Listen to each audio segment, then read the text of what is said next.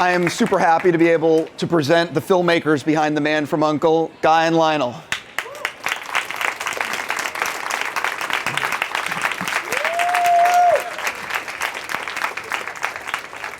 Hello, hello.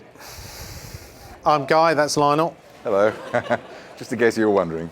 I'll be asking a bunch of questions. We're going to watch some clips, and then by the end, we're going to be opening it up to you guys to ask questions on your own. So if you think of things as we're talking that you want to ask about, make sure to remember those questions so you can ask at the end. Jumping into immediately, the most basic thing is, how did this project get off the ground? How did it come together? Do you want to have a go at that, dear? If you want. Go on, Sure. you have a crack. After we finished Sherlock Holmes, Warner Brothers came to us with a bunch of projects that they had, one of which was Man from U.N.C.L.E. We had always been fans of 60s spy movies. In fact, when we first met 20 years ago, we'd actually talked about doing a spy movie together, even before Lock, Stock. And we thought, well, let's give it a go and see if we can come up with a story that we like and the studio likes. And we did. And that's how it all came about. Was it always going to be in the 60s, or was there ever any talk at the studio of modernizing it? There was talk, it didn't last very long. We felt as though we could occupy a unique space if we went for the 60s. So that conversation lasted about as long as that conversation lasted. Yeah. One of the things that you're known for, or at least in my mind, is you make excellent bromances in a lot of your movies. What's the secret? Because in this as well, there's just great chemistry between the leads, the two male characters, if you will. Yeah, I think I'll let Lionel answer that. Guy has a way, I think of... This gets embarrassing for me now. Yeah, sorry. Guy, I mean, if you look at all his films, and he's done it with so many actors, he has a way with making his actors relax and creating an environment on set. And he somehow is able to show them how to be cool. It's sort of the best way to describe it. And sometimes he acts stuff out for them, but he gradually. I've watched him gradually now on two lots of movies. Gradually coax them into a thing. And there's a lot of time spent hanging around, having fun, and so the chemistry is already there as a result of the casting, but it sort of develops even more between the actors as everybody's hanging out and having fun. During the casting process, we make it a big deal to make sure that everyone gets on with one another. So it's in no small a component within the casting process that everyone's going to get on, and I think that eventually that percolates. Well, I definitely want to bring up the cast. How did you decide on these people for the movie? Was it an immediate thing when you met with them? You're like, oh, it's going to be Henry, it's going to be Army. You know what I mean? Yeah, it wasn't immediate at all, actually. Henry, who's Superman, for those that don't know, came in as the Russian initially. But it was important that, harking back to the original series, that the Russian was blonde. Henry's not blonde, he's conspicuously dark. And as much as we liked him for the role of the Russian, so in the end we had Tom Cruise originally. But you can tell there was all sorts of issues with that because of Mission Impossible and yada, yada, yada. So we did a dance with Tom for some time before that sort of fell apart. And we were going to go for either Army or Henry. And Army was leading the charge because he looked more sensible blonde. Henry looked pretty silly when we put blonde wigs on him. So when it fell apart with Tom, he slotted into that position very nicely. For both of you, talk a little bit about, is there a day or two that you will always remember about making this movie, like a memorable moment from filming? No. My favorite moment, or one of my favorite moments, was in Italy, in Naples. We would take a boat to set. And I remember him saying one day, we were sort of halfway in the middle of the ocean on the way to this other bit of the coast. He said, "Come on, let's just have a swim." So we stopped the boat, jumped in and had a swim. That was my most memorable. He just wanted to see me in my Speedos. That was really fun. And then went to work, then got back in and went to work. One of the things I think is great about the movie is that you balance really incredible action set pieces with a lot of humor. It's very funny. There's a lot of levity. There's a clip we're going to show that demonstrates that. But how important is it to make sure that it's not just some, you know what I mean, to balance that levity with action? Well, it's everything, really. And the films that Lionel and I are most attracted to is trying to straddle that line just right, so you don't lose the stakes, but simultaneously you can enjoy the experience, and we both like a laugh. So it was trying to straddle that line of at what point does it turn into a comedy, and do the stakes evaporate? So, that was a constant battle of trying to. But that was really, we were harking back also to the original series as well, because the original series sort of straddled that line, we thought quite well, at least what I remember of the original series. So we tried, that was a fundamental component of making this film Manifest, is to keep it funny, but simultaneously keep the stakes there. Do you want to show the clip and then give an answer? Sure. So we have a clip, and so you can demonstrate or see the humor. We should also talk a little bit about the clothing, because that's a huge thing. But when you see that entire sequence, I promise it will elicit laughter. There's a little more. Yes, you should laugh more. Laugh more. Well, the thing is, like, being honest, there's a lot of build up to that scene. Yeah. So you'll have to trust me on this. I'm not lying. I promise. But talk a little bit about the clothing, because the clothing is, and also the music, the way you shot it. It's all. Right. Let me give some context as to how we ended up in that place, right? The idea is that traditionally you see these extreme heterosexual guys that are very good at killing people, not interested in female clothes, and we like the idea that our super agents were much broader than that, and that they knew everything about, because it was professional to know about everything about women's clothing. So that was something that we never saw in a film before, so we quite liked the idea that they were much broader than your average kind of spies. But the aesthetic of the 60s was very important to us. So the clothes became an actor, if you will, within the film. So clothes played a big part in it. And actually, I was surprised how much attention the film's got because of the clothes that are involved in it. So the aesthetic in general, the cinematography, the cars, the fact that we went to Rome, these were all kind of requisite boxes that needed to be ticked, that were all part of the genre of what we saw as the golden age of the spy genre. Well, you want to talk a little bit about also the gadgets, because when you're in the 60s, you get to play with gadgets. You do. It was the birth of the gadget. We are in the gadget shop. And I suppose this was, these spy movies, Bond and U.N.C.L.E, people were interested in, that was a major part as we grew up, that, every Bond there was a new gadget, and the idea that this gadget had gone from this big to this big was always terribly exciting. But you were more the gadget man than me there, dear. Yeah, we sort of decided not to go with sort of extreme gadgets. We actually researched the various different devices that spies actually used in that time. We tried to be fairly true to that, actually, with our gadgets. I'm curious about script changes. From when you guys sat down to craft this thing to what people are seeing on screen, how much changed along the way? Was it very similar to what you came up with? Any radical changes? Pretty much. Lionel and I try to make a good working script, and then from that we try to keep a degree of flexibility within that, in case an actor drops out or another one comes in. And it's important to us that it remains fluid, the script. And also the other thing is you'll be surprised about the props that turn up once you're on location, which does inform a scene.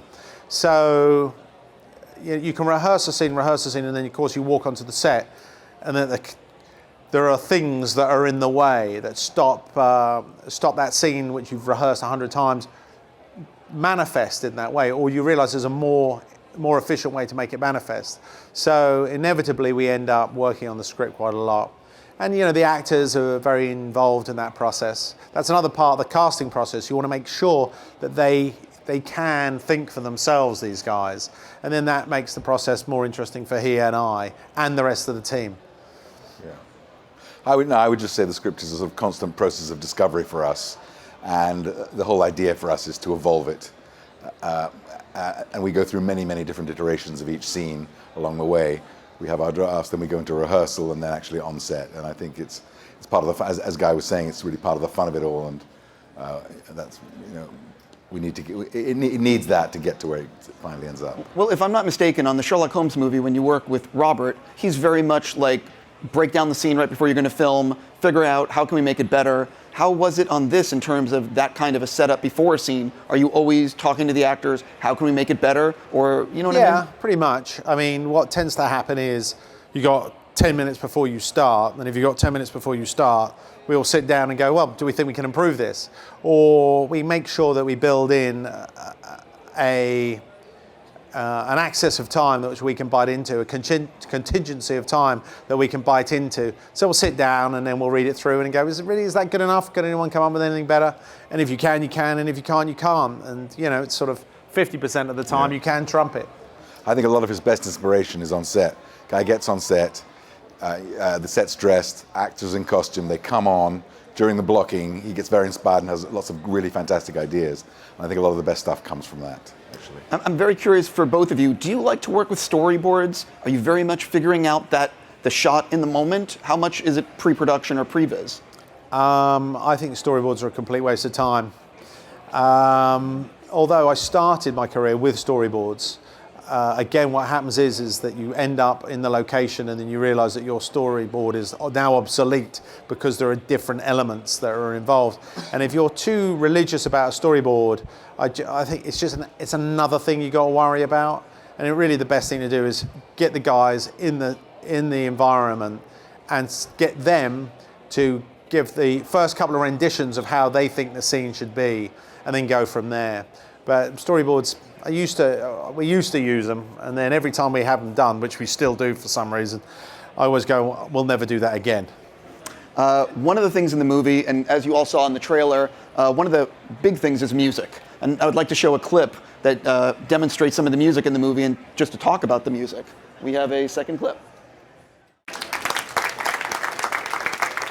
Talk a little bit about how you came up with the soundtrack and how much is it figuring it out before you're filming, you know what I mean? Yeah, I do. The music, again, was another sort of actor within the piece. And the music became a more and more important component as we went along. And I think, again, that's kind of inherent to the 60s. But it just, well, you talk about it, dear. No, I'd say it was very interesting for me to watch. It's the first time I've seen a director direct a composer. And it was really great. I think Guy had very, very specific ideas about what he wanted from the music.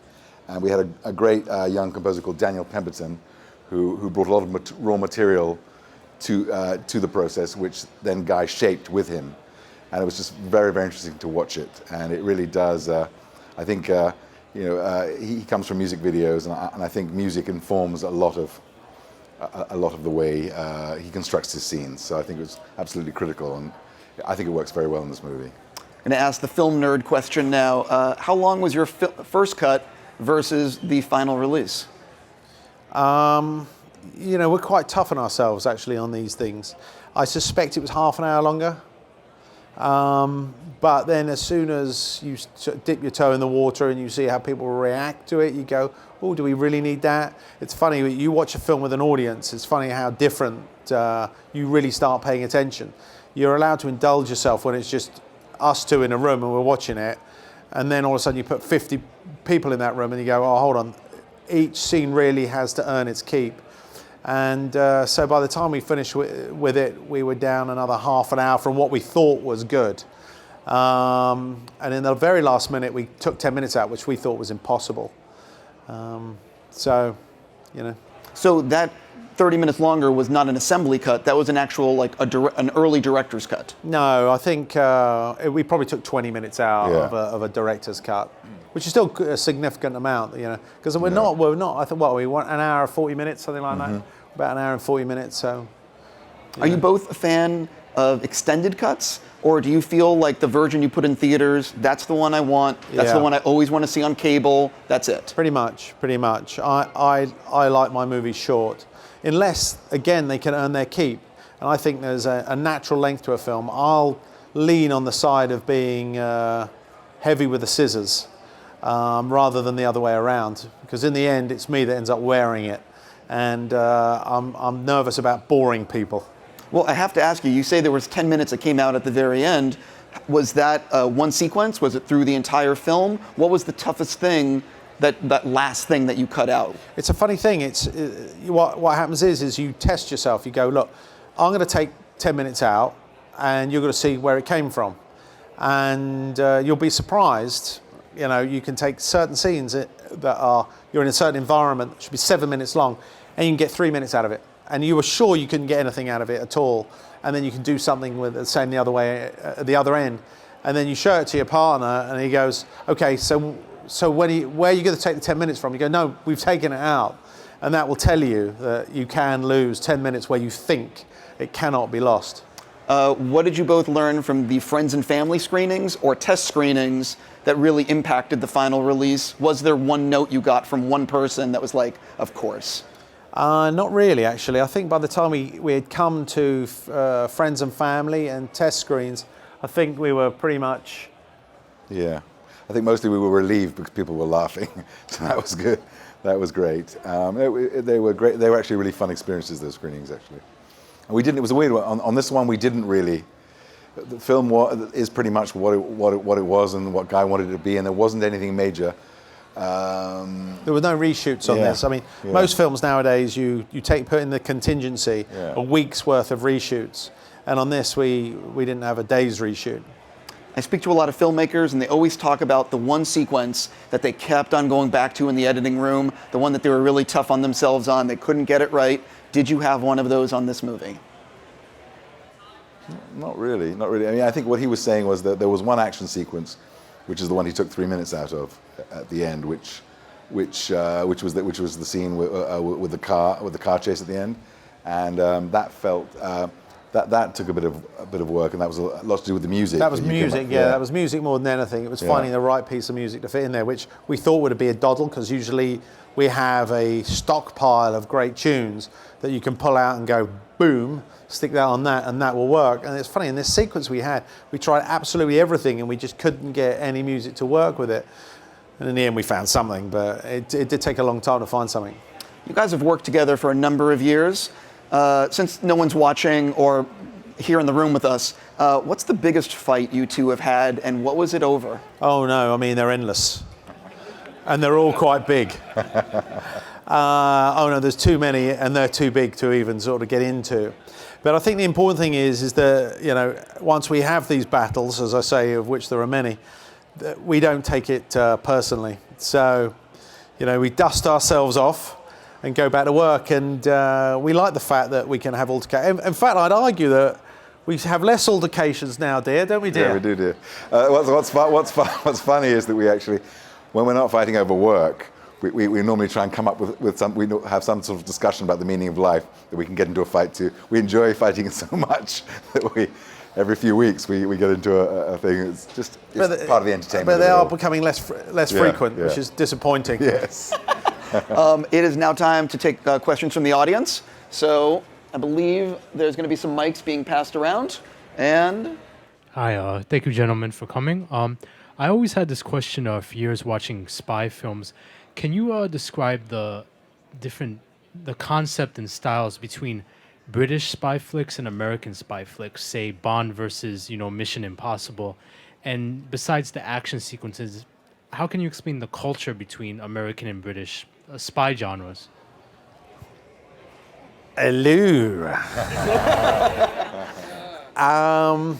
Well, actually, we have spent quite a lot of time thinking about this, and we'll call it European rather than British. And what we tried to create with this was, because it's an American and a Russian, but we tried to give it essentially a European feeling. And a European feeling gave it a sort of more sophisticated veneer. And that's the sort of probably the main ingredient that separates American from European. The genre coming through an American prism tends to be more muscular, and there's all sorts of advantages to that. But what it gains in muscularity, it loses in sophistication. So we try to, again, straddle the line of keeping it muscular but sophisticated. So it should feel somewhere, we hope, in the middle of, the man from U.N.C.L.E. is American. Really, it should be the man from U.N.C.L.E., but it feels like an American piece, doesn't it? And hopefully, that said, it feels like an American piece. It came through what we see as an English prism. I hope that answers your question. Hey guys, how are you? So just like somebody who went to college, maybe the 80s, was probably inspired by Steven Spielberg. I mean, I was personally inspired to go to film school because of seeing Lock, Stock, and Snatch when I was an impressionable young teenager. And I think that, you know, your work was the perfect inspiration for a film major and, you know, filmmaker and ultimately a low-budget filmmaker, because I think your directorial style and the way you use music and, you know, patch-ins and camera movements were really great with these low-budget movies that seemed much larger than obviously their budget was. Recently, your budgets have gotten, you know, astronomical. I mean, you're doing these huge Hollywood movies, and I couldn't be more thrilled for you. So I'd love to know what impact that has had on you as a filmmaker and your stylistic choices now having maybe like $100 million extra dollars to use. Thanks. It's a good question, actually, and it's something that we thought a lot about. The thing is the game has changed as well. You know, when we were making Lock, Stock, and Snatch, other films of that size existed. That doesn't happen anymore. You can't muscle your way through into the market now. It's such a congested market that you need very broad shoulders and quite big guns to get a space, to get a seat in the room. So that's happened. But what we try and do now is make up for. We hope we still have some form of ingenuity.